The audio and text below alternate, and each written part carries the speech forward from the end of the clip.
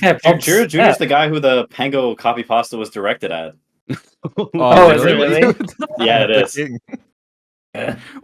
Okay, but that how do you direct that copy pasta at some? How do you make that rant against somebody who isn't even like an actual pro player yet? Like he's on the grind up, Quinn. He's gotta get like 1 or 2 heroes specialized first. I mean, you want the real answer? Because I'm mad and I'm venting at somebody, and he just happened to be the object of my wrath. Okay, he was in the lane. Wrong place, wrong time type of deal. I feel that. I had a clip of mine just go on Reddit that was really me flaming Slack. So Oh, I mean that doesn't count. I mean, I was real mad. I was big mad. What did you say? I told him I was going to stop playing Dota with him if he kept being toxic. Because so what happened was I was playing Marcy 3, which is kind of a thing, right? There are people playing this. I'm not saying it's good or bad, but it's like a thing that higher MMR people than me are doing, right? Yeah. And he was mad that I was picking it in these party queue pubs because like I want to know, if it comes up in a pro game, I want to have an opinion on it, right? I think that's important for my fucking job. And he was really mad that I was picking this Marcy 3 and he just got really toxic about it. And then the next game, he first picks Meepo, puts himself on 4 position, says, I want to lane with Cap, and then says, sorry guys, I'm just experimenting. And he just griefs the game. And I held it in for like a solid 10, 15 minutes, but then he started like pinging me and drawing on the map and shit at me, and I just fucking lost it. I was like, it's one thing to be toxic, but to like actually grief in the party queue game, like you've gone too far. And I got really mad at him. We had a talk later that night, and we have played party queue since, but I'd say you were justified in your anger. I feel like I respect Flax more now, dude. That's such a chat move. You're like ruining his games. From that, you're ruining his games, so he gets you back, and now you're salty about it. I don't know, dude. What do you mean ruining his game? You can't take Marcy. These two. How are you playing Marcy 3? He tried his best on Meepo 4, and okay, you're just I love Slack. Getting on this podcast, and you're just like selling him. I don't know. I'm on Slack's side on. Aiden, this is why you'll be such good talent if you ever choose to make that transition, because you're such a fucking bullshitter. You're such a troll bullshitter, and you're able to sell it to an audience. Like there are people who will believe you. Wait, you don't believe me? No, I know you're full. You would probably sell it too well to an audience. Like they would, like you're gonna say something, and they're gonna like try to cancel you over a joke. Guys, I will fill Kyle's role. No problem. I will do what Kyle was doing. Yeah. Well, I mean, you already did that previously in the last podcast. We got a little bit of personality, but hey, this is a good time for it. Welcome back, everybody. Episode 2 of All Chat, where we have a guest this time around. KHEZU, thanks for joining us. Hello, everyone. It's me, the big boy guest. Great honor to be with some of the greatest Dota minds ever, and Aiden, of course. And me. Oh man, I thought you were gonna say me. I didn't know which 50-50 to go for, to be honest. I accidentally made that same joke at ESL on like the finals casting. I had it in my head. I was like wrapping up the game, and I was like, we're gonna go back to our experts to like break down the game. And in my head, you own Shiver, if I remember. And then I said and Shiver, and and it was intended to be Shiver in the panel, and in my head it was also like we'll go back to the experts, and ended up with experts and Shiver. I remember. At least she was very professional. She took it very well. Yeah. Like she acknowledged. She was like, "Oh, thanks, Cap," and then like ran with it. But I was just like, "Oh my god, that was not what I meant to say at all." Fuck. That's a rough one. Yeah, that was a rough one. You're saying Slacks is toxic? I don't know, Cap. I don't know. We're back at it. There is important about intention. When I'm playing Marcy 3, I'm not intending to grief the game, even if I accidentally am. I'm trying my best. Same with the throw. I was not intending to flame Shiver, even though I accidentally did. Marcy 3 is not that bad. I'm sure you're fine. Unless you went 0-10 and literally sucked ass, I'm sure you're good. No, I was actually kind of owning in some of those games, but whatever. That Marcy 3 aside, we came back with second episode. We said we were going to talk about qualifiers and after the qualifiers, and we're kind of like midway through. Betboom is done, and now Dreamleague is still kind of going on. Some of the teams have already qualified. I casted the NA finals last night, which was it was some true North American Dota right there. Let me just say.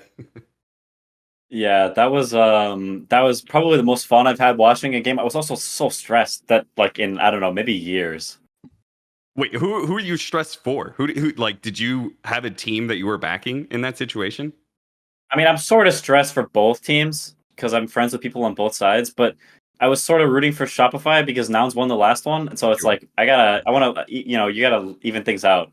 I think it's also real rough for them to like this new team. They have international players. They fly everyone for a boot camp, and then they get dunked on. Like at least Nouns got their one land they qualified to. Yeah.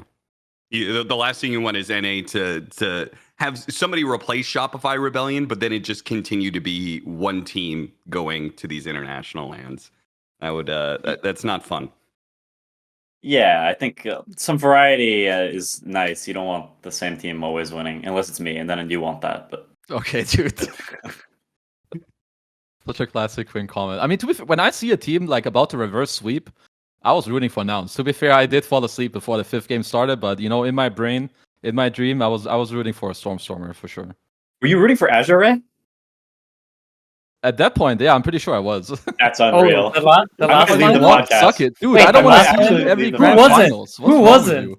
Dude, In I was about KL, to say, everyone literally, was who everyone was this? rooting for us. The entire No, but I'm still appalled. Why? I mean, whatever, dude. Dude, literally, there's not a single person outside of Gaming Gladiators that was not like everyone rooted for Azure. Yeah.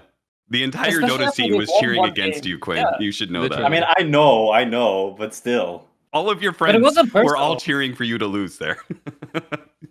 I had a few wasn't people who personal. stayed by my side. Oh, yeah? Yeah? That's what they See, say, the bro. thing is, there's a Venn diagram of people who aren't professional players and are also my friends, and those people root for me, Oh, even though they won a lot.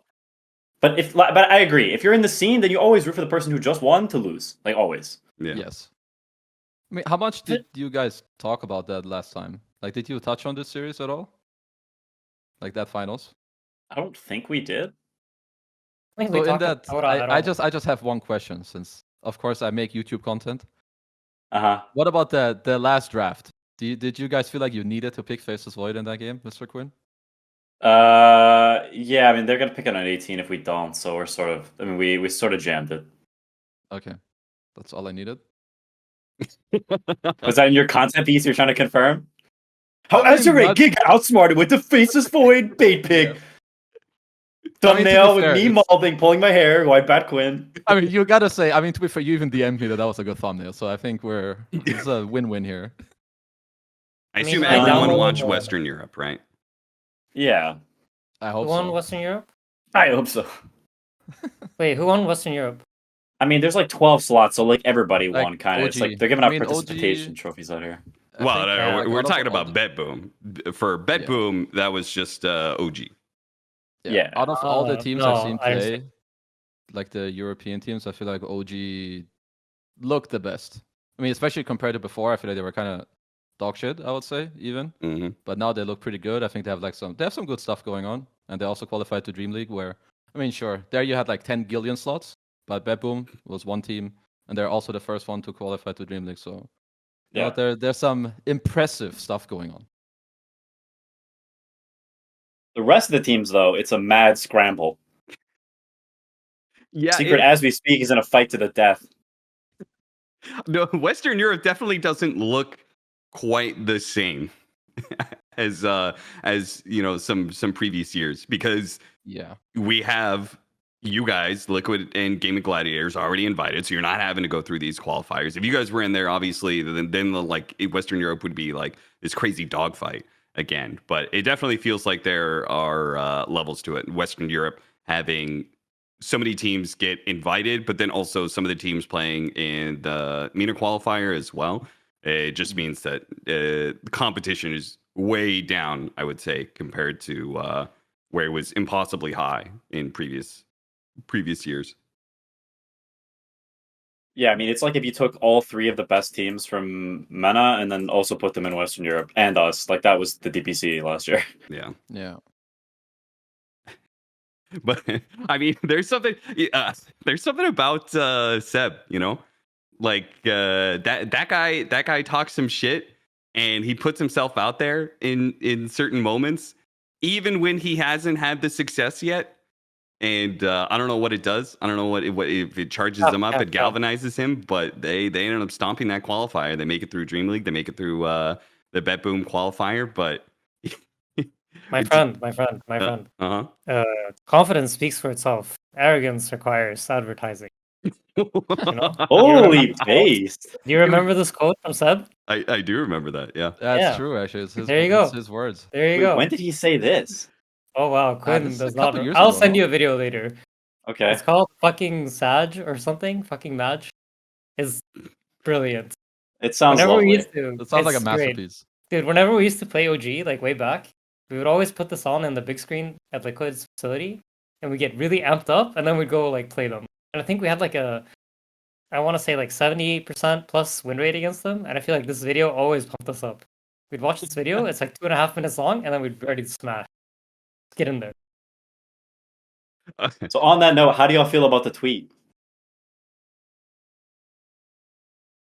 Okay, Which- so I will say which one are you I'll talking start off. I will give you guys. So wait, you know about the tweet, right, KHEZU? I mean, there's. Are we talking about a Seb tweet? Because there's Yeah, many the Seb Seb tweets that could be remembered. No, recent there's a one. recent one. The recent one, yeah, of course. Okay. So I asked around a little bit. I did some fiending. I also retweeted that one, which got some people really mad. They're like, "This piece of shit hates North America" or something. But I asked around about that tweet, and I asked a few people about, like, you know, what's going on there, because Seb, I that is clearly directed at Kitrak, right? Because Kitrak was playing with the team. Now he's no longer. He went over to Shopify. And if it's as simple as him just leaving the team and choosing to go with another team, that I'll just say that is incredibly petty by Seb to put that out there. I was like, there has to be some more personal beef there, right? Like maybe they got into it when they're on the team together. Kitrak said some shit about Seb or something. Like there had to be more to it. And from what I have heard, there really isn't much more to it than that. Maybe Kitrak wanted to play with some other people on the team. Maybe try to form, you know, take somebody from the team, move them to Shopify or something like that. But that's about the extent of it, apparently. I don't know if you guys have any information contrary I to think that. there was like some trying to steal players last minute type deal going on, I think. Oh, from okay. what So I you're talking about understand. BZM, right? I I don't think know the that was specifics, but probably I think it may have been more than one even. But Oh, yeah. I know. okay. I mean, Seb is a petty motherfucker, but I don't think he's that petty. No, you just decide not to play with him. He's not just gonna like slander your ass on Twitter. Yeah. That makes sense. If you know, because at that point in time he's being protective of his own players. It's still. I mean, competition is competition, baby. Like surely you can't hate too much on somebody trying to poach good players. You know. Yeah. I mean, that's kind of how I feel. I feel like even if he's like a little mad that like a player was trying to be taken, or he feels good about winning, I think there's some sort of unspoken rule that like when you play with someone in the past, like I don't know, you spent time with people and you like worked hard and you tried to build something, and like there's something about like going into matches and stuff and like doing that with people that is like, I don't know, there's a lot to that. So you spend a lot of time with people, and then to like after one thing you just trash them like publicly, that really rubs me the wrong way. It feels very tacky. Does the time you spent together mean nothing? Well, maybe that's the way Doesn't Seb look like feels it. about it. Is like they spent all that time with Kitrak, and he's like, motherfucker, did that time we spent together mean nothing? You just leave us and try and take some of my players? I mean, that goes back to at the end of the day is like, it is a job. Like people are trying to do stuff that is like the best for their career, and sometimes that may, you know, like, I mean, you can look back at the original people leaving or whatever. Like, I don't know, I think a lot of people in Fly and S4's position would have done the same thing. Like they were leaving, they were having really bad results. They wanted, you know, it felt like a change was needed. They made a change. Like that happens all the time. Even then, it was a like win-win for both those parties involved, and I feel like there's still some drama going on with that even nowadays, which I feel like it should be kind of over soon. Don't you guys think? It's like, well, I don't know how many years it's been now, but even now, there's sometimes like some. I feel like there's an underlying aura when you see some of these people around the same place. Yeah, I think the aura is definitely a real thing. You can feel the vibe sometimes. So you're saying we're not going to see Seb and Fly sitting at the same table at lunch at one of these lands? I don't I know. think aren't they like they're like friendly now? Like they're Oh, not yeah? they're not hanging out all the time. But I feel like, I mean, at least I don't feel the, like one walks into the room and the other one walks out, or like they're staring at each other from like It across. can't be that obvious. Okay. I mean, I the way I see it is like, I don't know, their relationships are up to them, like whatever they want to do about it. But Yeah, of course. I don't see them being like mad at each other openly. Yeah. Like it's not Okay. like, No Tail's walking around and then he sees Fly and takes off his shoe and he's beating it at him. Some shit like Tries that to going George on. Bush him. Yeah. There's nothing like Push that. him. But okay, I don't know. Maybe my opinion is slightly different. I feel like if you, let's say you're Kitrak, right? You join this team, you're on the team for like 3 months or something like that, 6 months. I'm not exactly sure how long. Mhm. And you're like trying to snatch BZM out of the team. And I feel like asking someone like, hey, I'm gonna go to Shopify, they're interested in you too. Would you want to go? That's fine. But I feel like there's like, sometimes people they don't do it that way. The way it goes down is like, you kind of slowly shit talk. Like you find out Shopify's interested in you, and then like you're shit talking, some Yo, of your like teammates. you're fucking carrying these games, dogs. But some of these other Yeah, players on this team, they're Like, fucking dragging you down.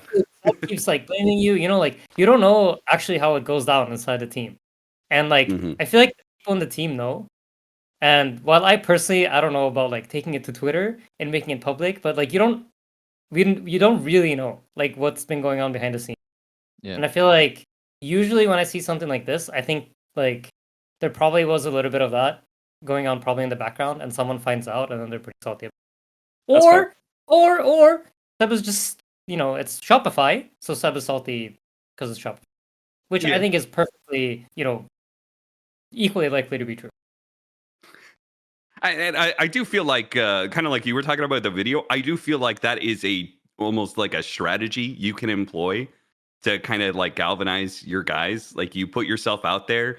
I think they did a lot with the the previous like Fly. They I think there was a real tribal like us against them sort of thing that can kind of motivate your team and help level them up in the right situation. So I mean whatever it is, I think we can all probably agree it like the mature thing would for them to settle it backstage. But I will just say, for entertainment wise, we talked about we needed more personality. Seb immediately, I don't know if he was it's listening to super the funny. podcast or what, but he immediately puts that one out there. All of a sudden, dude, the next time we see Shopify versus OG, oh, that's going to be that's going to be a great fucking match to watch because there's additional story to it and not just, five nerds against five nerds playing a game to be the best in the world. Like now there's some interpersonal stories that I think are a lot more interesting. So I will never hate on it too much, Like I have my own opinion on it, but I will just say like I love that Seb put out that tweet because I think in some ways it's great for the scene. I know some people are gonna be like, oh, it's immature, petty. We shouldn't, like role model, blah blah blah. But it does get people interested. I think it can be both. I think it's petty and funny. Like Yeah. I'm enjoying it both ways. I'm good. Honestly, Seb should just keep going. I mean, he doesn't really have anything to lose, man. 2-time TI winner. He's already proven himself. He's still going at a top level, which is crazy to me. And I mean, that guy's motivation levels are just mind blowing to me. Like how he can succeed at this kind of level and still want more. Yeah, he likes Dota for sure. That man plays a lot of Dota for an unholy period of time. I mean, it's definitely good content. I respect it. I think it's funny. All right, you guys. I mean, I feel the same. Yeah.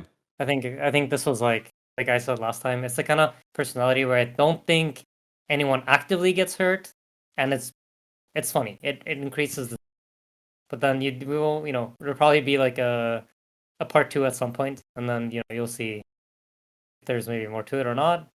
I'm excitedly waiting for track to respond. Dreamleague, OG, Shopify, same group, please, They please. know they're gonna do that. Okay, ESL They definitely will, of does that. course. Like these tournament organizers, they definitely do that. Watch, I promise you, Shopify OG, same group.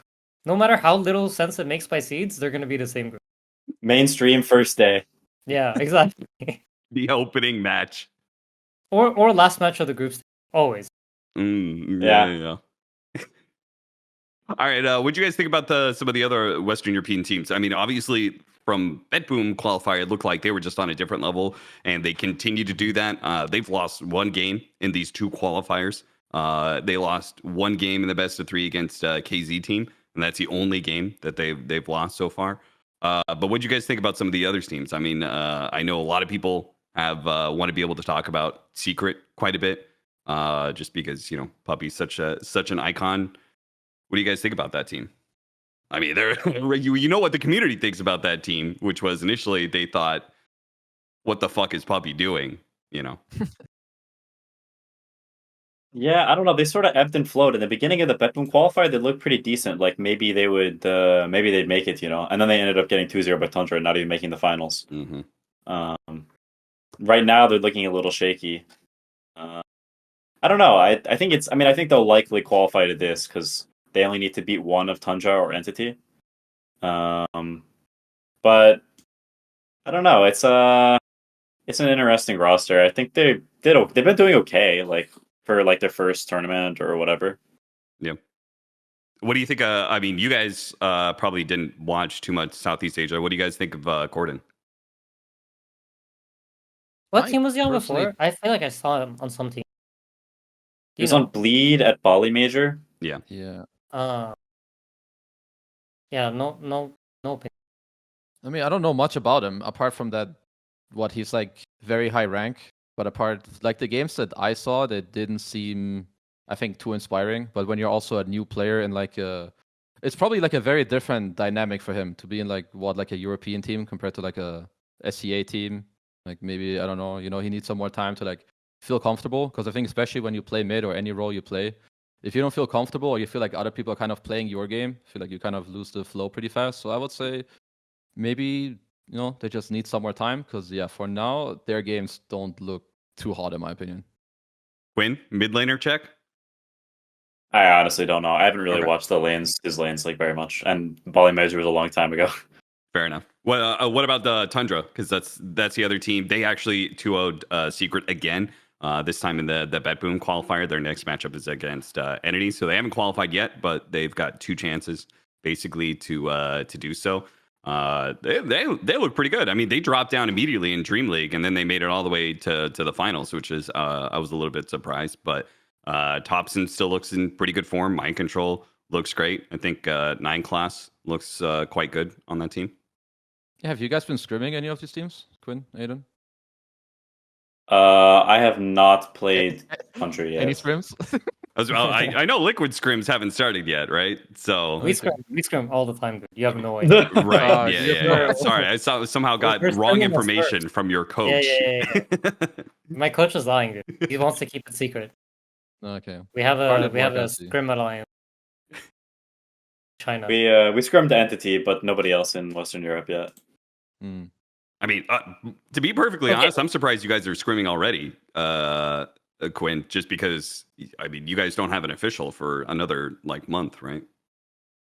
No, it's only like 2 weeks now, I think. Oh, really? Oh, because you guys have played 2.5 Betboom. Sorry, I maybe? forgot Betboom's coming up. I was thinking Yeah, of I mean, Dreamleague. Yeah, if it was Dreamleague, that would be a little bit much.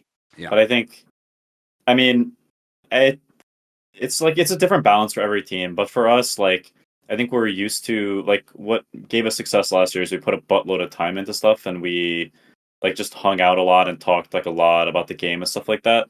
So if we were to just take a chill pill, it would be very different from how we did it last year. And so I think there's a lot of potential risk there if you just suddenly just lean back and do one of these, Yeah. So, any And thoughts that's- any thoughts on Tundra? Because I think this team should actually be pretty good. I mean, I've been a big fan of Pure ever since the first time I saw him with Entity, where he smashed Secret in the Mhm. last year or the all the last TIs are kind of going together, but at some point he beat Secret. He looked very good. He's on carry again.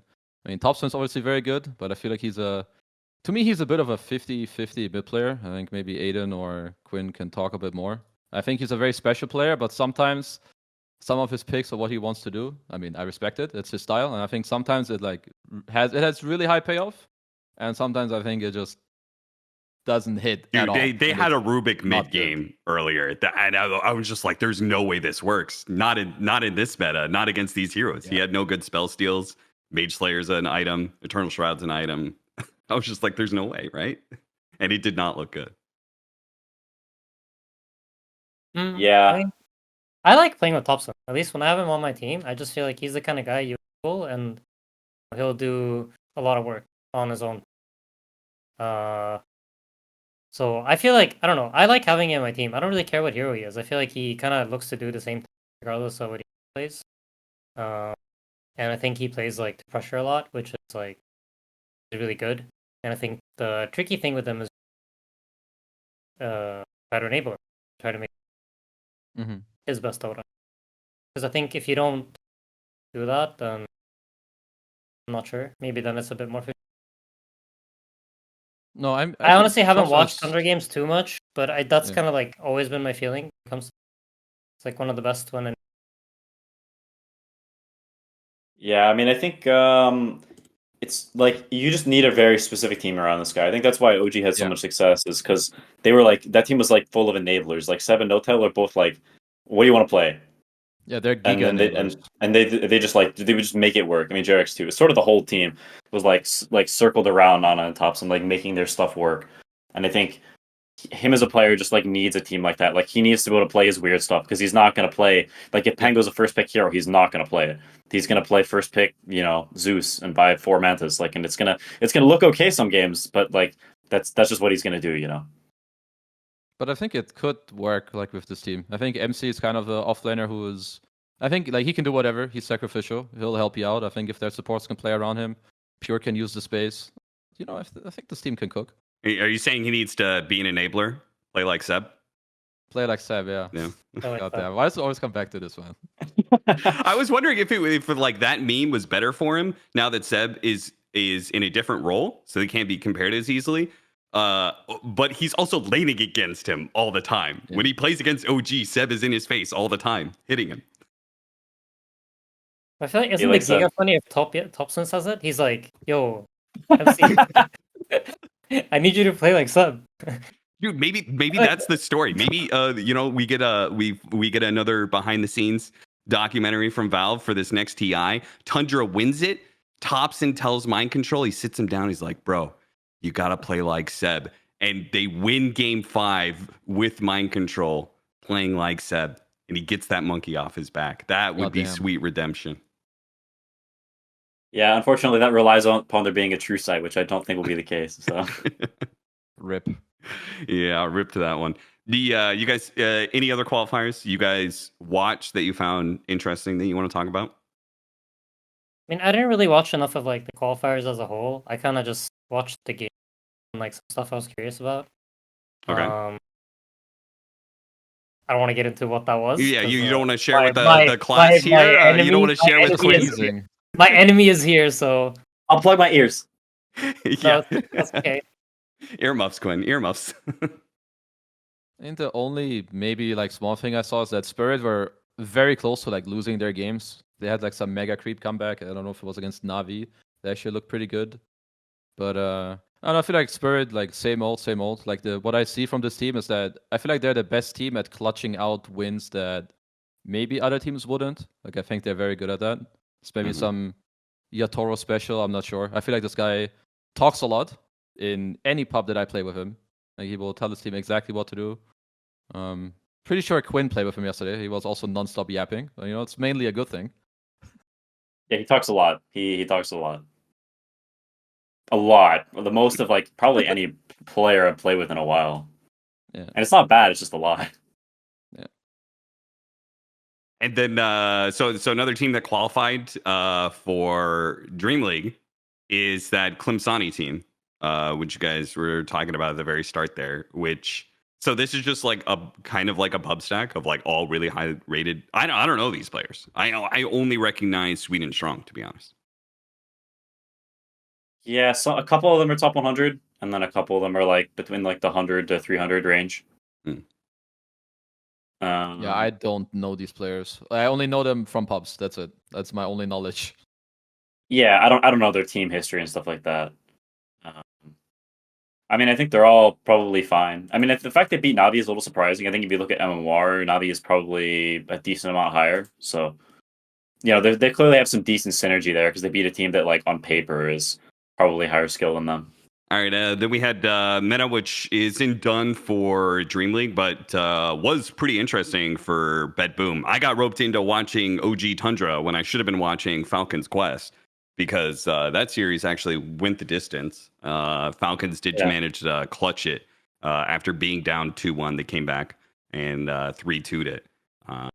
But that qualifier it seemed to be pretty fun and continues to be decently competitive with Winter Bears, being a decent like third place team that can kind of push some teams. They took a game off of PSG Quest the other day on Dreamleague. So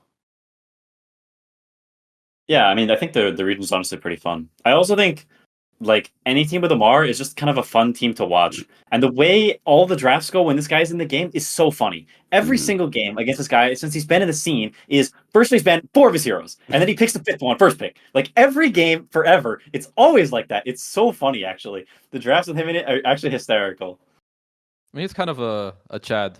I feel like there's a lot of players. I mean, I would even say for me, I wish I was like that. When I was young, I just had like 6 heroes. I spammed them all the time. And everyone's like, yeah, I'm going to take out this, and this. And you're like, whatever, bro. He's just got the... And this guy, he will never stop what he's doing. And I think I just respect people that do that, especially when he's way too young. Like, this guy will never lose his cockiness. And it's really good for him to keep it that way. yeah, in that finals, they had Slardar first pick 2 times, Slardar second pick once, and then Mars first pick. So like it was pretty constant. In fact, that final game, I saw Viper on the draft initially when I was like between games, and I was watching that when I saw Viper first pick, and I was like, oh, that's a Mars hero right there. It was like instantly, I just like Viper had to be his hero, even though it was like it ended up being PSG Quest who picked it. But I was just like the moment I saw it first pick Viper, I was like, must be Amar. Yeah, he's just that's just his thing, and it's a good thing. Like I don't know, having your hero first picked and like still having impact is like, I don't know, he's a valuable player. Like after TI, he was one of the most sought after players in the shuffle. Like a lot of teams wanted to play with him. Yeah. A lot of teams talked to him. He probably got offers from like, I don't know, like 5 teams, maybe more or something. So there's a reason he's so sought after, because the guy has a lot of value as a player. Yeah.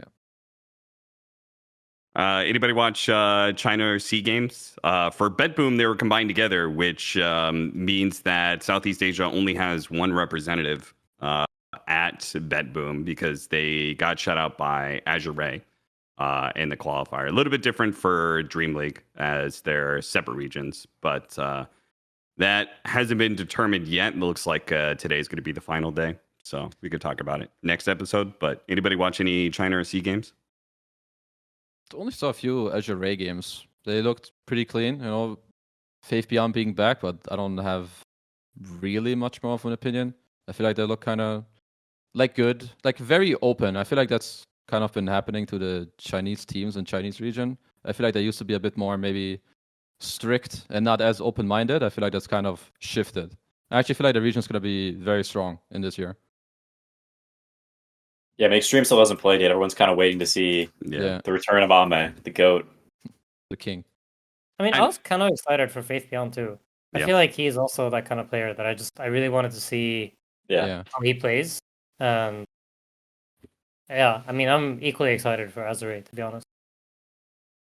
I was talking about this the other day. For me, Faith Beyond is like the iconic offlaner because I felt like at his peak, and we'll see if he kind of reaches the same levels, that at his peak, he was the best offlaner. He reached the highest heights of anybody in that role. I don't know how you guys feel about that, but for me, like TI6, Faith Beyond, like I went into that tournament saying this guy's the best offlaner right now, and I think he went to a heights of like kind of being the best offlaner who, comparison to the field at the time, it just like eclipsed everybody else. I think then for sure. Maybe I mean I guess I'm an offlaner myself. I'm a bit fanboy when it comes to like collapse. I feel like maybe he's like this ages Faith Beyond or whatever, but I do think there's a lot of players who trail. I think Ace also looks like really good in a lot of games. You know, Aiden now has like the most nerdy offlaner in the entirety of Dota history of him in Neta. Like that guy has some crazy shit. He will do things that no one else will do or even think of. Yeah. I guess my opinion on this, the reason I would agree with Cap is I think Faith Beyond kind of plays like there's more depth to the way he plays, in my eyes at least, compared to like all the people you mentioned who are like really, really good at what they do. I feel like Faith Beyond kind of has like, I don't know, in my mind at least plays like more, I wouldn't say more heroes, but like different styles and maybe like adapts more to like different types of games. Where Yeah. like, I I don't know how to yeah. describe it in a way that's not insulting because the people you mentioned like obviously are super good and this is Yeah. like really very minor nuance, but I mean, I'll say it if you don't. I think 33, if you talk about micro heroes, he's the best, right? If you talk about Ace when it comes to like these team fighting, frontliners, like he's fucking great. Collapse on initiators is amazing, right? And they're all like top tier at those styles. But when you when metas shift and you have to play different heroes, they don't look like the best offlaner in the world anymore. Right? Yeah, and I feel like with Faith Beyond, like, I mean, I think, like, for example, this is something I would say about Zai too. That was like one of his strengths. It's like there was never a meta where you feel like, oh, like, oh, okay, this isn't really comfort for this guy, or like his heroes are just not good. Like, and I feel like at least when I think of Faith Beyond, I get a pretty similar feeling, and I think that's like, at least used to be, I think, very, very important back in like the TI6 days. Based on, I mean, I wasn't good, so I don't know, but from watching from the outside, it seemed like the meta shifts were like pretty big, and you would have like pretty, big differences from patch to patch. And I think that's kind of what molded these players to have like such deep understanding of like heroes and how to play and stuff, which also like in some ways, makes it easy to say like, they're probably like they're at their peak, one of some of the greatest players ever to do, if not. I mean, I think even if you look at LGD during like their super dominant run, the Ame Faith Beyond one, like that team playing against them felt crazy. Like every time they picked a hero, I was like, holy crap, I haven't seen this hero in months. Yeah. Like, and now he's playing offline Elder Titan. It's the best offline Elder Titan game I've ever seen. And like the ability to think of those like picks in super niche situations and stuff, I think shows like very high game understanding and a willingness to like pick what's best and not like necessarily his style. And I think that's just cool. Like not many players do that, take that route of like, I'm going to fit what I think is like objectively the best, and I'm not going to like play my style. Like my style is what's best. And I think that's rare. And so when it is like done well, it's being super cool. No, I fully agree. I mean, this guy is kind of. I remember he was playing some. Like he hadn't touched Dota in like 8 months. And we played one game together. He like played some random Shadow Shaman. Hasn't read like any changes, and he just ended up going like 11-0 on some support role. Like going around laughing, like just like basically solo carrying like some high pop game without having played, without having read like the changes of the hero. And just like, this hero's strong. It's just like a chat, like. It's so funny. Yeah, so. He's a beast. Boys a beast. Looking forward to seeing more Azure. Zay did manage to 3-2 over Geek Fam to be able to get that Betboom spot, and Dreamleague. I don't know how the Chinese qualifier is going for that. There are Azure and IG qualified. Okay. Yeah. Oh, so LGD fell short twice, huh? Yeah. Rough for emo. Is that what? If you guys had to throw a power ranking right now of the Chinese teams, like where you think they'll end up at the end of the year, right? Riyadh, TI, who do you guys think will place highest? Like, give me like a top 3. I can do it. Okay. Ame, number 1. Okay. Faith Beyond, number 2. NTS, number 3. Y, number 4. Because in queues with Armor, right? Yeah. That's Yeah. how I'd rate. Yeah. Yeah. That's how the players are gonna play from that LGD team. And that's also how the Chinese region is. Or like, Yeah, what I think I that's wanna fair. do. No, I got Azure being the best Chinese team. I can't bet against Faithbeyond. No way. Also, Let's Ori, go. like what this guy was not allowed to play from his parents. Bro, this guy is on fire. There's no way that he's not gonna just shit on everyone this year. Dude, I wonder what happened with that. Like Yeah, what? dude, they should pump out a doc or something about this. No, because that's why he quit originally. There was some post that Yeah. was like his parents had beef. So I wonder like was the beef squashed or did he like pull a mojo and run away from home or like what happened? You know? Oh yeah, shit. Wait, didn't he go to like law school or something? That's what, where am I like, his parents wanted him to like become a lawyer or something like this? I think. There was something like that Or am going I- on. I don't know the deeds. There was, right? Yeah. Yeah, it was something like that. I don't know exactly though, but yeah. Maybe he like just went. And, He was you he know, was also having a to school. successful stream. He's and just a stuff, lawyer right? now. Yeah, maybe he's just like doing both at the same time. This guy's like cooking everyone's contracts at the end of the year. Was back like Better Call Ori. Yeah. Yeah. Thanks, Matt Bank then. Yeah. I mean, according to Wikipedia, he was only retired for a year, so I'm not sure if he got his law degree Speedrun, in dude, 1 year. speedrun. But Bro. Bro, Ori's bro's a genius. genius, man. Yeah, he speedruns it. I mean, there is a third option there, which is he just wanted to be able to break some sort of contracts or something like that. That's happened before, right? The Chinese retirement, where it's like, I'm done with the game, guys. I don't want to be here anymore, and that's just a way for him to be able to get out from underneath the thumb of whatever org he's contracted to, and then comes back 6 months, 1 year later with a different org. That's not what I read on Reddit, bro. I trust But he my was source. wait, Okay. I mean he was on Aster, right? If I'm not wrong. Yeah. And Yeah, they yeah. got like 4th that TI and they knocked out LGD. Yeah. And I feel like that must have been his highest placement ever at TI. And that team was like really cooking, I feel like. Yeah. So I think, I mean, we're just speculating, right? I highly doubt that it was like get out of contract. Because also like Also, you know, he ended up Eastern back on parents- Azure Ray, which I believe is the same parent. Oh really? Yeah, I think Aster and Azure Ray are owned by the same guy. I might be getting that wrong, but I think Azure, the owner of Azure owns another team. I don't remember which one it is though. yeah, I thought it was Is it not Aster, Extreme? Oh, maybe. whatever. Is that not There's- illegal? There's some link between two of these three teams. but yeah. Wait, Yeah. hold on. Isn't that illegal? Don't you go to Valve jail if you do that? Valve's not in the scene anymore, so Yeah. you have to Oh, contact okay. Mr. ESL about that. I see. John I see, Oil. I see. Same goes with the Valve bans. I mean, I don't know. Like, Quinn, did you see Oh. Smash playing? Oh, Smash is playing again, which he was already playing in some of these random tournaments occasionally, right? But I thought it was pretty interesting that this year he was able to play in qualifiers again because technically he's no longer banned because the ESL ban was shorter than the Valve ban. Yeah. I don't know if we want to delve into this, but I'm not a fan, but we'll see what happens. Are you I've a tried to banned make for my life voice. person? Yeah, I think match fixing is the cardinal sin of competition, and there should be no forgiveness.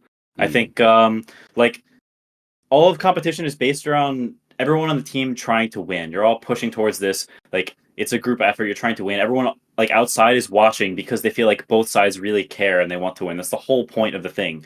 And if one side is trying to lose, then forever like anything affiliated with them will be tainted with like were they even trying for any of these matches? Was any of this real? Like I feel like it just totally undermines everything that competition is and is like is also just like a huge slap into the face of their teammates. Like if their teammates aren't a part of it, then a lot of times they get dragged down in like the muck and mire and their name gets tarnished or sometimes they even get punished, even though they didn't have anything to do with it. Like there's so many things affiliated with this that I feel the crime is too severe and you should not be unbanned no matter what. Okay, so I think I have a different perspective, and I want to see if Aiden is a little bit more aligned to me because, and I think part of my perspective comes from like growing up in the days where there wasn't a whole lot of money in the scene. And Aiden, before you even came to Dota 2, you were in Han, and I feel like those prize pools weren't incredibly high, right? Bro, you want to see all my mouse pads? I love to see all your mouse pads, yeah. Trophies and mouse pads, that's what you were playing for. gold coins. No, honestly, I actually really agree with Quinn. I think because I mean I've heard this argument, where like, oh, I had no, I needed to do this to survive, like, I had no other way to get. Like, I think you can make any excuse, but it's equally true for the people that you're going up. Like, if you're, some tier 2 teams playing against other tier 2 teams, you're in the same position. All of it. It's not like, I don't know. I agree with Quinn. I think like it will hurt esports as a whole. It will take us longer to become like accepted as a real sport and to be viewed as like, this is something where people can show all these hours that they put into it and, grow and like become we were aiming to become a sport, essentially. Like in many people's eyes, like esports is becoming that. And I think match fixing will make it move in the opposite direction. It'll make people view it as like some sort of scam to, make money, or just this. I mean, there's so many things I think that are just like wrong with match fixing and why you absolutely should not do it. And then at the same time, like there's a part of me that's like, okay, some of these people did it when they were very young, they didn't understand. And like there is maybe some wiggle room in terms of like, should you be permanently banned forever, or should there be an opportunity to play again? I'm not sure. But I do think it's like kind of inexcusable in all situations. I can't think of any reason why it would be, or like be forgiven. I feel like it should also be a one and done kind of deal. I feel like if you've done it, like, yeah, maybe you had different circumstances, but I don't think that makes it fine. And if suddenly some of these players can play now, dude, there's gonna be so much more in match fixing. And even from what you hear sometimes, it's still like it's going on.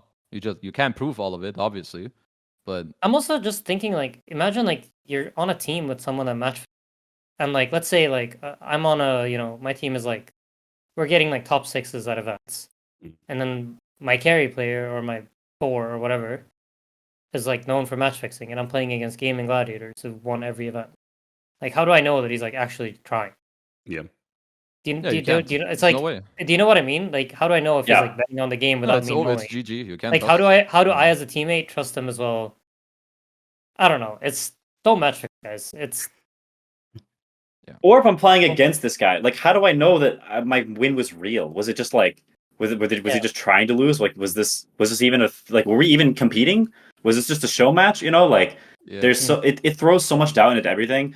And I think also what KHEZU said, like when you start slapping people on the wrist for match fixing, then it sells the sign that like, hey, this is an okay thing to do because you're not going to get permanent. You'll come back eventually, and if the scene's still around, you'll get to come back and make more money and like play on teams or whatever. And I think sending that signal is really bad. Like you can't like make it excusable, because it is the absolute worst thing you can do in competition, like by far. Yeah.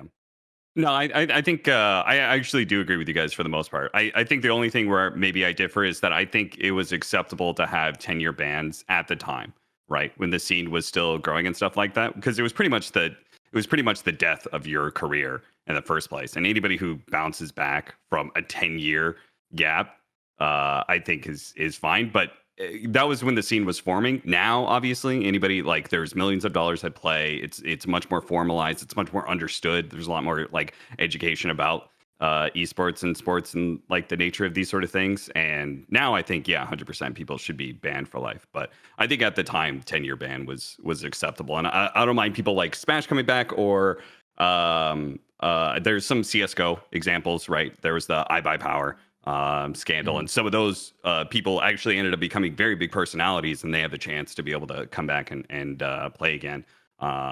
Which again, I feel like that was just sort of like esports growing sort of thing. A lot less money in the scene. I think that was acceptable to have 10-year bans then, but nowadays, I would agree, ban for life is the way to go forward. Yeah, I mean we'll see how things move forward. I've spoken to some people and tried to get things like reconsidered, and to see if that will change. So we'll see what comes of that. Because I don't think we'll see. So what was the trigger of this topic? I don't know if we ever brought it up, because I don't really know, except I just saw like on Twitter something about like Coma being able to play again or Yeah, I something. think that's it, right? Yeah, it was Oh, Coma and I didn't Limitless even and know a few about other that. players. Yeah, no, that's what sparked this. Is Coma Yeah. and Limitless and a few other A players. whole bunch of other people. Like a Yeah, lot, will be actually. allowed to play in ESL at the end of this year, like December 2024. Because their original ban was when? I It don't was know. banned They for a weren't while. banned that long ago. This ban Oh, will that's probably like would have only been 2 or 3 years. I think max 2. Yeah, maybe even like 1 or 1.5. This is not that long ago. Yeah, that's crazy. I was fine with Yeah. Valve's 10-year bans. Having a 2 or 3-year ban is there's no way that's No, the acceptable, Limitless right? guy was playing for Alliance, like when they went through like a lot of iterations to try and make it work. He was in one of them shortly before he got banned, and that's not that long ago. Mhm. Yeah, it's like 3 years at most, I think. Yeah, I think it's less. I think when Pure wasn't it when Pure joined Betboom, Coma joined VP, I think. I think when Yeah. the Betboom team was formed. The and that Coma was the one same. was very recent. yeah, that's Yeah, true. I think they were all in the same bandwave. But I can't recall. Was 18th there December 2022, he was banned by Valve and PGL due to account sharing and impersonating members of other teams during tournament games. That's barely 2 years. Okay, yeah. I mean, so like it's at barely the a end of the year. year, it'll be 2 years. At the end of the year, it'll be 2 years. Oh. that rule? Oh, I mean, with it was that 2022. Yeah, 2022. Holy shit. Okay. Dude, speaking Yeah. of home and like playing on other people's accounts, this was like the #1 committed crime in Heroes of New Earth. I promise you. Every time you played like some tier 2 tournament, you knew some guy you're playing against is like some tier 1 pro on somebody else's account. This was like Yeah. super frequent back then. I never hear about it nowadays though. I feel like it just does not happen. I mean, even back then, like some of the most prominent players. Yeah, did yeah, that yeah. at Like the I don't time. I don't want to name names, but I know a Yeah, lot of same. people that did that. That's It was crazy. actually insane. Yeah, it was very common occurrence. Anybody But who's it was also like anybody sorry. who's still professionally playing? I Like, really is don't there want a to get into Han it. version of solo? Is what I'm asking. I mean, I don't don't know think because so. there was no like match fixing. It was like somebody else would play on someone's account, and like you would know that it's that guy, and like, but I don't know if at least the way I remember it back then, because you wanted to get better, and that was like the only thing that mattered, because these tournaments were literally mouse pads, Yeah. headset, keyboard. You were kind of excited about the opportunity to play like the best of the best. Mm. Yeah, I think So people. I think it was viewed differently back then. It wasn't like seen as like the worst thing ever, and I don't think it ever came down to like you're playing against like whatever claim blah blah blah, and then entire team spirits playing on their accounts. Like that never happened, but you'd sometimes have like one player from like a top tier team play on like a tier 2. Yeah, you just had like Interesting. less stuff going on. I think there's like 1 or 2 people who were like always mad. They like go to the admins and cry, and everyone else is just kind of like, yeah, I'm playing against this dude, but it's like whatever. Some $500 tournament. They'll just go play, have some fun. Like Yeah. whatever. That actually makes me think. Did you guys ever rule book somebody in your guys' career?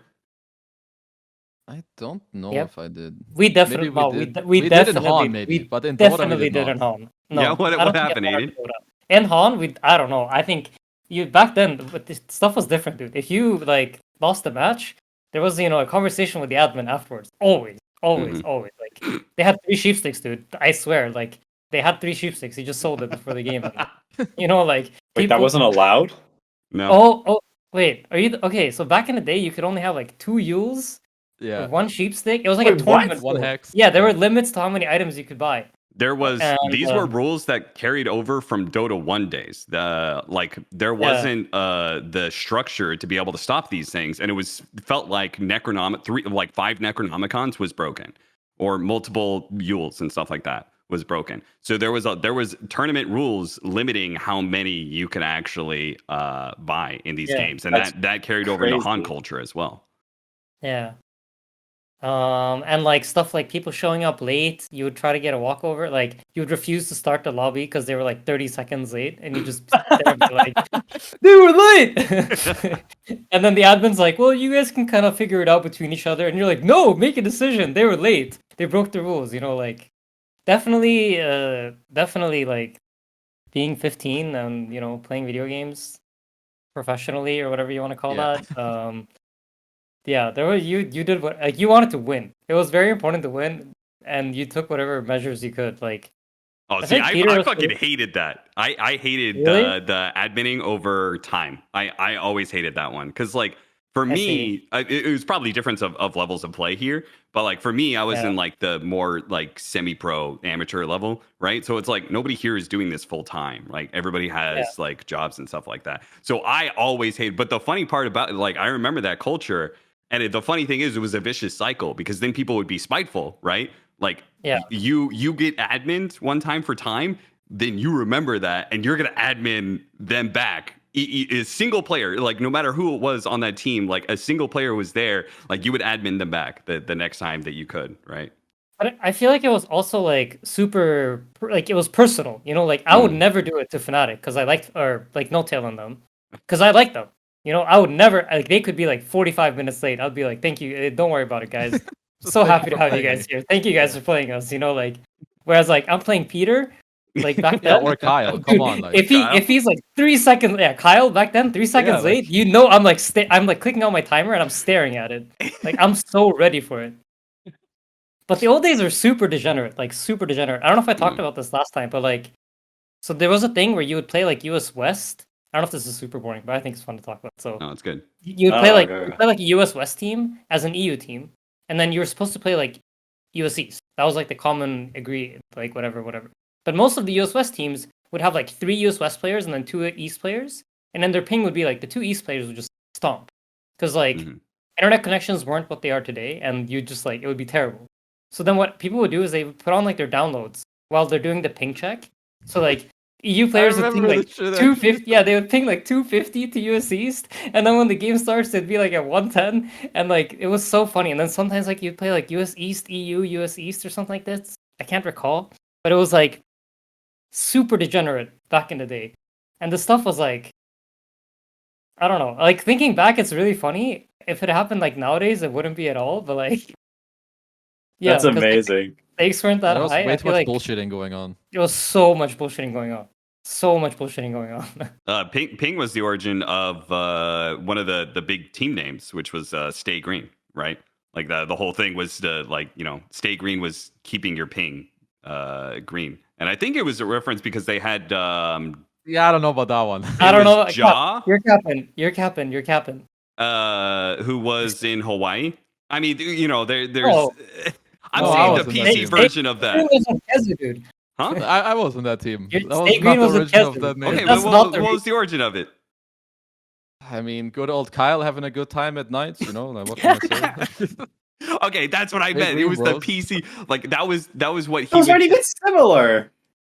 That was no. I'm saying that's what Kyle would say publicly. Like, oh, like Stay Green was because of the ping, and then obviously personally, like the actual name came from weed. Yo, It was relax. it was a nice team.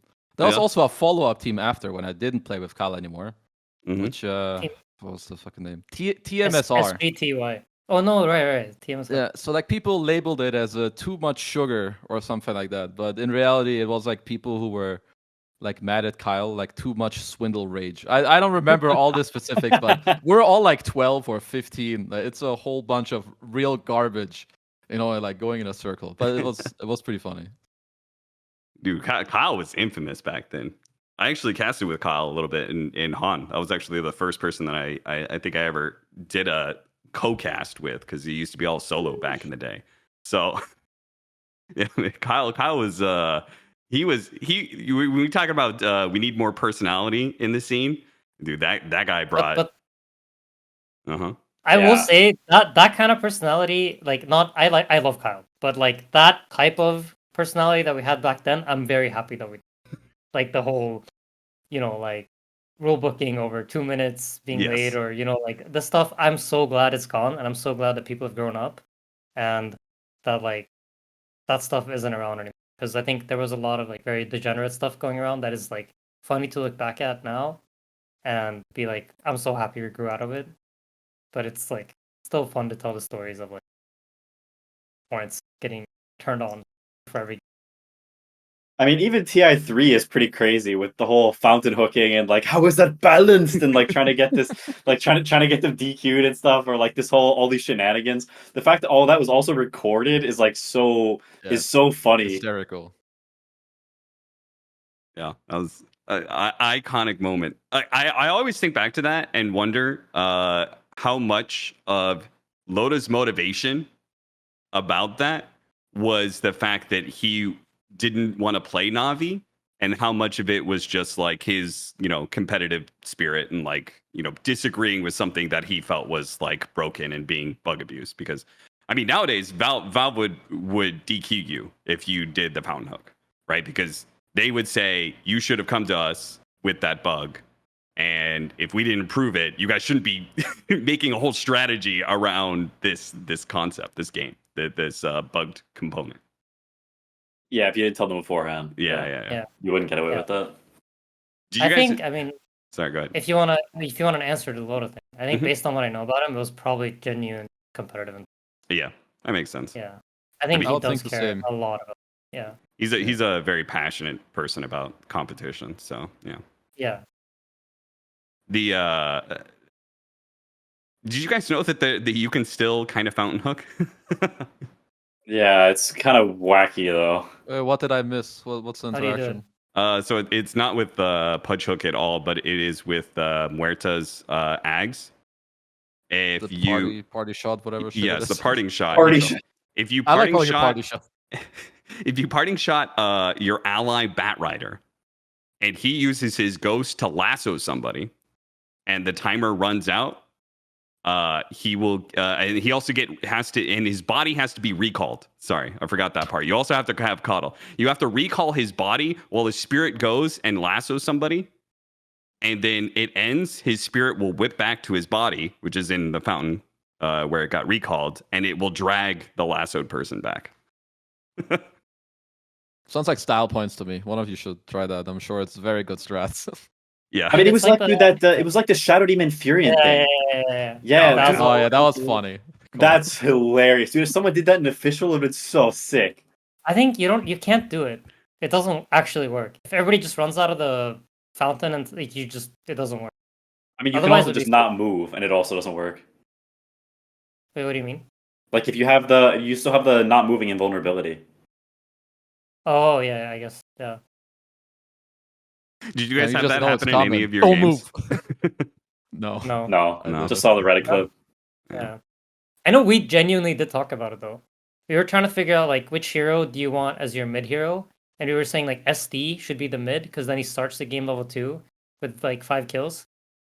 And like With or- fucking kills. yeah, like how to do it. Like we were really trying to think about like if it's doable, but I think the big problem we had was like if enemy team just walks, then it doesn't work. Yeah, then you lost because you have Grave and your hero composition is insane. I mean, Very plus the funny, fact though. that you're trying this strategy, Valve is going to patch fix that like as soon as they notice. Yeah. It's just a question of how long it takes them to notice. I mean, that's still in the game, isn't it? Is it? Yeah, I don't see think how it's it any- would- it's not a bug abuse. I mean, nothing about it is bug. Like it's all just spell interactions. Yeah, Oh shit! I'm going to do that in one of my party cube games. you should. You should. Get another Reddit clip. Oh shit! That sounds great. I just assumed it got patch fixed because I didn't see it in any of my games. So like the first game I queued up immediately, Shadow Demon was banned. I was like, all right, Yeah, it's people just a know about weird this. thing. Yeah. All right. Well, I think we covered all the qualifiers. Do you guys have anything else you want to talk about? How is Entity a European team? Explain Yo, that to me, plus Cal. one, plus That's a one. good question. Like, what is this? Dude, Quinn went to jail, and it's Entity valid. does not. Somebody, Yeah. I actually think Entity wants to play CIS as well. This is the most insane thing about it. I think they want to be CIS, but for some reason they're locked to E EU. Really? But why would they I be? think I don't so. get it. I Because think they so. should play. They should play Eastern Europe. Or they should Sorry, yeah, want to. Eastern At Europe. least. Yeah, Eastern Europe. I think that's what I heard. I think like Yeah. for one of the ESLs, they were like, we want to be. I mean, we're 5 Eastern European players, and we want to play Eastern Europe. And they were told like, no, you're EU team or something. That's crazy. Yeah, Cap, fix that. Call Yeah, you're Ori, right. bro. Call Ori. Ori will fix this shit. Yeah, call He's gonna Ori. lawyer it up. Yeah, Sort Better of call lawyer up, Ori. lawyer up. Cat. Oh, yeah, it's... Giddy. I have one more topic. Okay. When are we gonna free Rustic? Oh god. Is that Let him get banned 18 is more that the guy times. that keeps on showing up on Reddit because he keeps on getting all his accounts banned? Is Yeah. it that Yeah. guy? Oh, okay. That guy. Free him? No? No fans? But you were ahead of the meta, Aiden. Wasn't like your sponsor tag free Rostic before he ever got banned in the first place? No. What It was when that Quinn about? it was when him and Quinn were getting reported for like low behavior score. Oh. There's a right. speech I mean, he does. is the system still bugged? What you mean with him getting banned now? Yeah. No. He just plays on Smurfs, like 18 different Smurfs. And I No, think sure, he sure. keeps But getting the banned. reason he's playing on Smurf, right, is because like he claims is because his main gets reported like unfairly, and his behavior score is still like tanking because of unfair reports. Wait, is that why? Yeah, Doesn't that's this guy that's like what- just That's what I was told. Why Wonka- he's smurfing is because his main is like behavior score tanked. But that Oh. could just be not true, and he's doing it because he's a goober.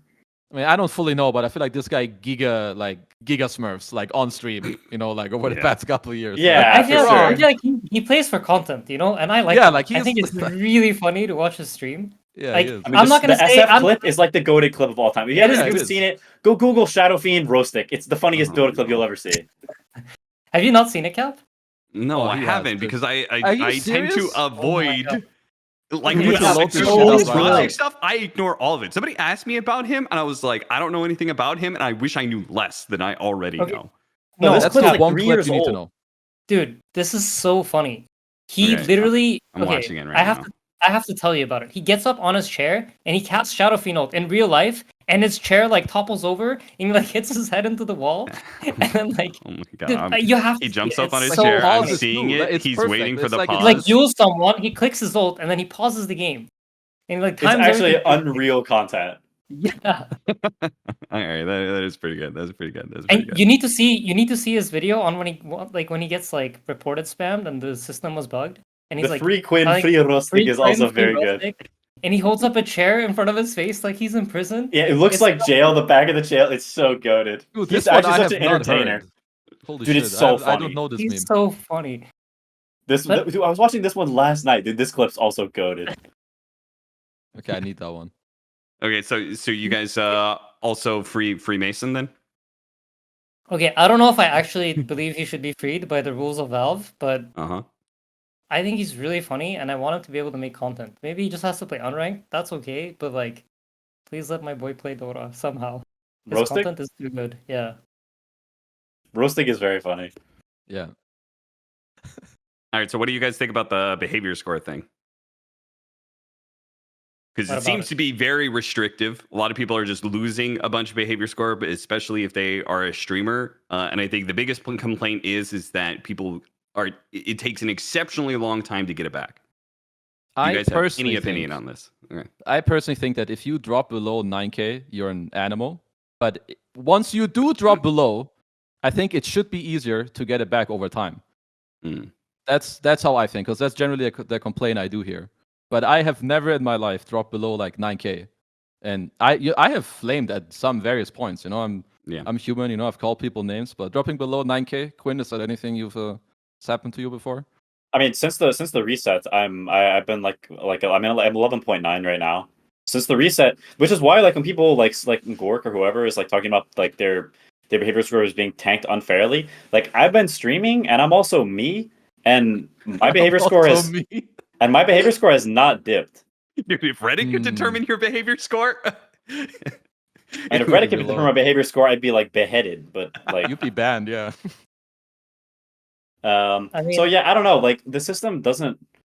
Like, I mean, I'm also not being toxic anymore. Like, I'm not flaming these pubs. I'm playing on stream and stuff. Like, but I'm not losing behavior score.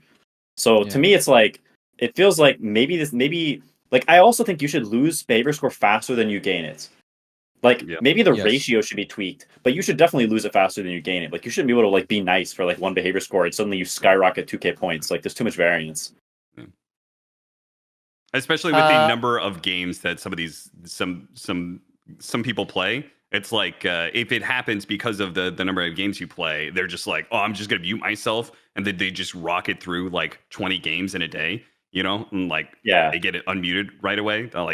Obviously, that lesson's not gonna stick if they only had to experience it for one day, right? Yeah. I agree. I mean, I feel like Did I take your point, Aiden? I'm sorry.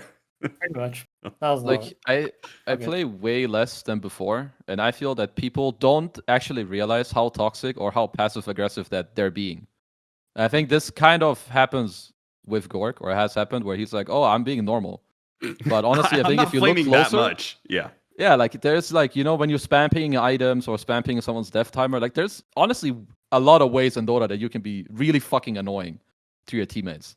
+1. Spamming their death timer, like keep spamming well played, keep spamming haha on whatever dumb hero you're Yes. playing. Like people I have think gotten all of so those creative. things Like are more toxic than just actually flaming people.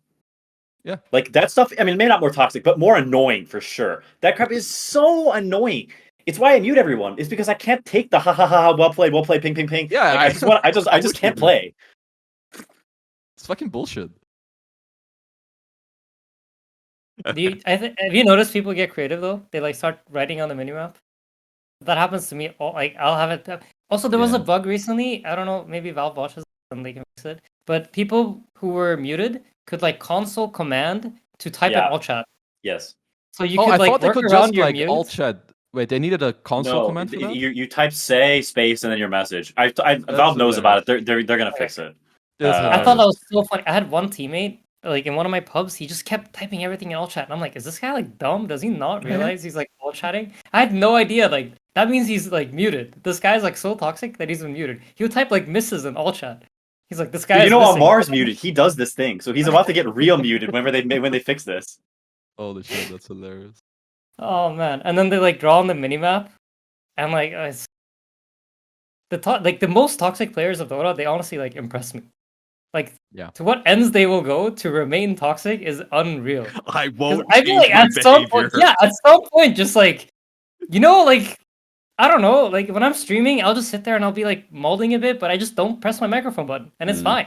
Yeah. And then like I'll vent my frustrations. Nobody has to know. Like you can do the same thing. You don't need to stream. Just like don't click your microphone button and then just yell the most vile things you want to say. Nobody's gonna care. I promise you. Nobody will care. Like you can, That's very true. Don't click your chat wheel and then pull your mouse in the right, like the chat well played direction, and nobody's gonna care. Like click Quinn's item, just don't hold alt. Nobody's gonna care, guys. You can like get it out of your system. Nobody has to know. Yeah, but you don't get the same satisfaction. It's not Don't nearly you? as cathartic. No, you don't. You don't. As someone who has been a criminal offender, it's not the same. You know what I do? You know what I actually do? This is like I've been doing this for like 10 years. I'll type stuff out and then I just hit escape. I just don't send the message. Oh, me That's too. a classic That's move. I've been doing this forever. Mm-hmm. And like I get it out and then I look at it on my screen and I'm like, I'm not 12. And then I hit escape and I just move on with it. I just like saying it to myself without saying it in the game. That works for me. Yeah. I will say that when I do the same thing, Aiden, and then you also referenced age, and that's definitely another one for me. Is that like I think I've gotten more mature in all these sort of things, but also there's something about it. Like I used to be pretty big flamer. My biggest rule was that like I would hit back if somebody hit first. Somebody flames me, I'm gonna flame you back if like I felt like it was warranted, right? And so I felt justified, self-righteous even, that like when I flamed this person, it was because, they started it, right? So it meant I could go really off, and and the biggest thing that has probably changed is maybe not so much maturity, more just like the realization of like, I'm a 33-year-old man. Like, what the fuck am I doing? Why am I yelling at this guy? He might be half my age. Like, what the fuck is wrong with me? I think a lot of these people will probably just calm down in age, which is where Amar it stands out because he's so young, right? Compared to everybody else. Yeah, that's true. I will say though, everyone like that I know that used to be a big rager, as they got older, it kind of died off. Yeah. I think there is at some point it's just not really. I don't know. The hormones kind of lay down, and then like you don't You don't feel as angry about like these stupid things. Like it The just it's testosterone still levels annoying. go Yeah, down a little exactly. bit. Testosterone levels go down. You calm down a bit. It's still annoying. Like trust me, I still get annoyed when someone like pings me while I'm dead for like the 18th time. Trust me, I'm not happy when I die the 18th time in the game. Like, but I just don't feel the need to let him know about my anger. That's okay. I can handle it, deal with it myself. Mm. All right, so I actually want to real quick to go back, just to be clear. You guys are all streamers here. You guys don't think streaming is the problem for these behavior score that some people are having, Basin, Corp, I etc. personally don't think so, Slacks. but I'm a way smaller streamer. Like Quinn and Aiden both get like more viewers, but if they're also like not dropping, then it's not the system. I think it's the person. If you're I dropping. mean, I will just say this. I mean, I don't really stream that much, so I don't know, and I wouldn't know like Quinn or Ket or Gork or these people that stream like almost every day, and they have a big following and like people that really, really are out to get them. Because I think that's also a thing where like I don't, maybe I don't have that kind of position in the community where people, there's like this Reddit community that wants to get me or Gork has that. You're I'm not going to be sure. targeted, right? Yeah, not in the same way. And I think like I'm sure there are people like I love myself. I love when Gork smashes his mice on keyboard and like on stream. It's really funny when he gets angry. Like It was a good one today. that one was really good. Oh, I missed it. God Um, damn it. You got to see it. It's But- great. Yeah. But like- I haven't seen it, but my understanding was he was saying never buy this brand. Yes. Is that Yeah. correct? He said it a lot, like That was 100 dude. Oh, I times. saw the start of Sponsored that by clip. Holy fuck. And then he gets up and he like really He gives like us takes the the mouse and he like whips it down onto his desk by the cable like 5 times. It's so funny. It's a 1 minute build-up of him Yes, ranting it's- and then it's so smashing. good. He keeps I saying the tuned out same after 30 phrase seconds. 100 times. It's so funny.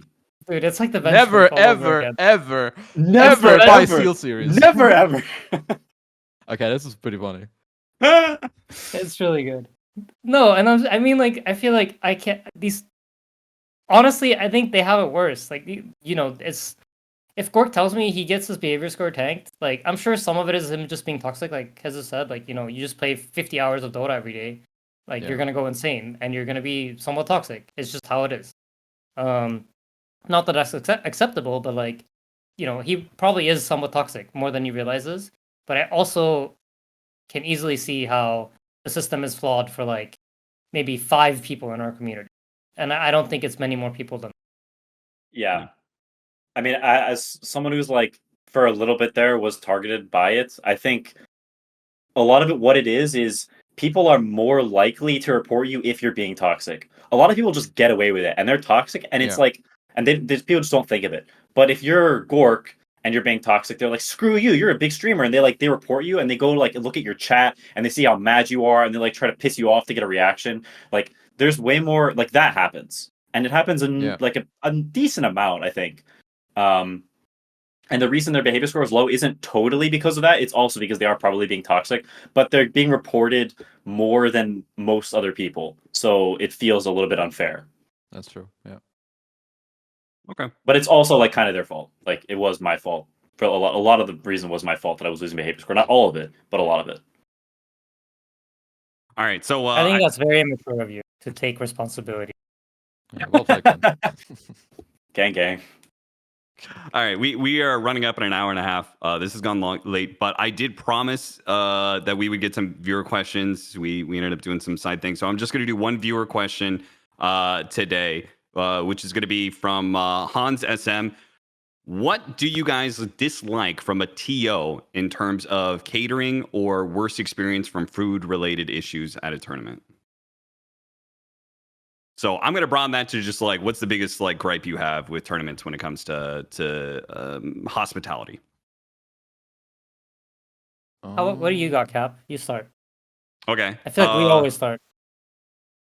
My biggest the biggest thing that it's probably food. The biggest thing for me is like all I really need is 8 hours of sleep and 2 or 3 meals a day that are like decent, like that will improve my mood tremendously. If I'm not getting enough sleep or if I'm not getting enough food, like I'm gonna feel like shit, and I'm gonna try not to like act like shit. But like for broadcasts especially, like your mood is I think very important. Like I always tell people like the green room vibes is very important. Like we want to be having a good time, and that we take it out there on the show, and we're laughing and having fun, and people watching are having fun. So for me, I think the mood is very important, and sleep and food are like the baseline to make that happen. You know. Yep. I remember there was one tournament organizer that stopped providing sources of caffeine, which Ooh. has been like, as far as I know, like always available at every event. Yeah, it was like one of the food budget events. I don't know if I want to call them out, but it was like when we got like a food budget and you could order it, and I found like the really nice. So okay, just to explain to the people at home, they would basically give you a budget, and like your manager would have the budget, and then they would order for you. But like, not all of us always have the same sleep schedules. So when it was like the same with coffee, and we were like in the middle of nowhere, you couldn't like go out and get. You had to walk like 45 minutes, or like get an Uber. And there was no coffee available at the tournament. I thought that one was wild. Mm. That was my biggest annoyance with TO food wise. I can think of a couple players or teams that would be heavily nerfed by something like that because they're extremely reliant on caffeine. Yeah, caffeine is pretty much a given at any esports tournament. You kind of need to have that. Yeah. So is this only for like food or anything a tournament that should be providing for you when you go there? We'll just say any hospitality. I can't really think of much, but I feel like because food-wise, I'm pretty easy. I'm not that picky. If I can order or have like a catering, it's generally fine. But I think when, like now as a talent, I can't think of much. But I think back when I was playing, I feel like it happened a lot where like some practice rooms weren't ready, or there's like some ACs aren't working, or some computers are kind of dog shit. I don't know. I don't think that's still the case anymore. I think they're probably generally like on point with this stuff.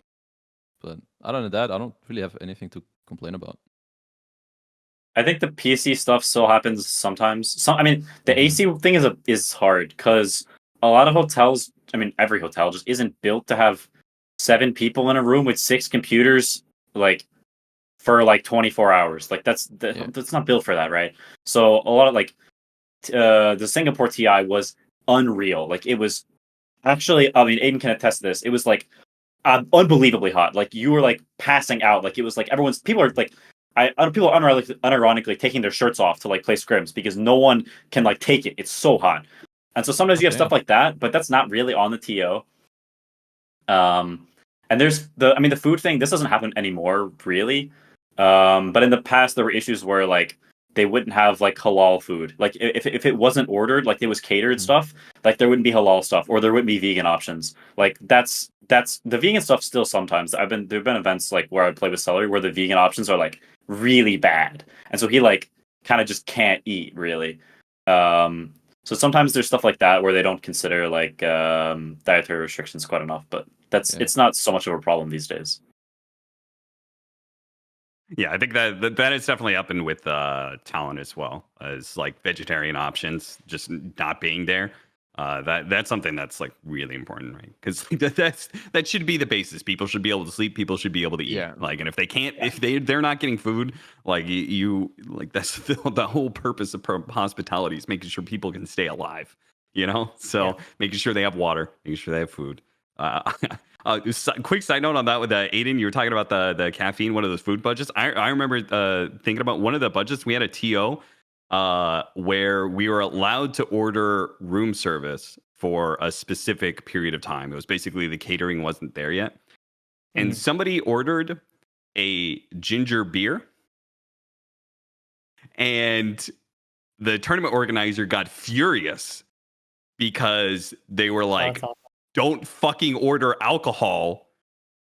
We are not paying for your fucking alcohol.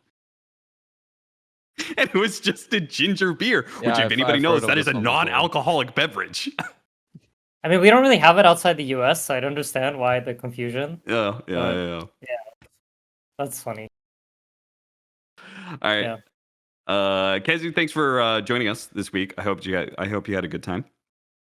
How could I not with you the lovely faces. What can I say? I That's mean, right. honestly, whenever I see Quinn, like, how do you not have a good time when just hear like Quinn talk? I feel like just your mannerism alone, Quinn, it will give me a good day. Thank you, XQCL. Thanks, UCL, baby. All right, and Aiden, Quinn, thank you for joining me for another week, and we'll do hopefully another one of these. I mean, qualifiers are going to be wrapping up for Betboom. Hopefully, some other things, or excuse me, Dream League. Hopefully, some other things will be happening that we can talk about. But if not, maybe we'll get you guys after the Betboom LAN when you guys can talk about that whole experience. But that's going to be another episode of All Chat. Thanks, guys, for tuning in. Thank you so much for supporting the podcast, and we'll see you next time. Bye.